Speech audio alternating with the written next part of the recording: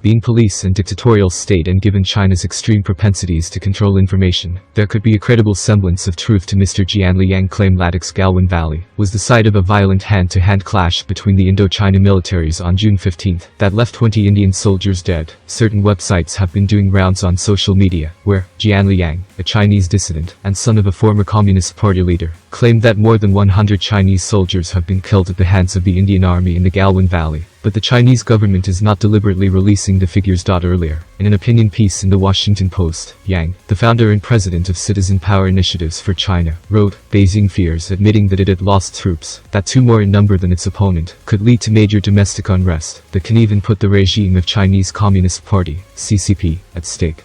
Even a week after the incident, China has refused to publicly admit that there had been casualties on its side, while India paid the last homage to its martyrs with full state honors, Jianli stated.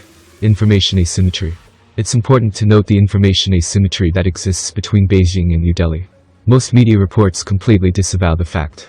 Even if the current regime is tight-lipped about events, several Indian publications including the Times of India, Economic Times, The Hindu, News 18, The Indian Express and Hindustan Times have detailed reports on the skirmishes. It was the front page on several publications, including The Telegraph, which had its customary pun in bad taste to mock the current dispensation. On the other hand, China's official media buried it deep. The Hindus and Ant Christian noted that the People's Daily and Plot Daily hadn't even mentioned the worst clashes between the two nations in 50 years, while Global Times carried on page 16. In the past, Indians have also cited US intelligence sources, claiming that 35 soldiers were killed. Conclusion.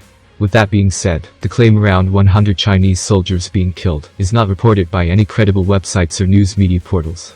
Not to mention, the Chinese Foreign Ministry spokesperson Zhao Lijian did not even acknowledge that there were casualties on their end. Therefore, it isn't legit to simply put forth a number and call it a day.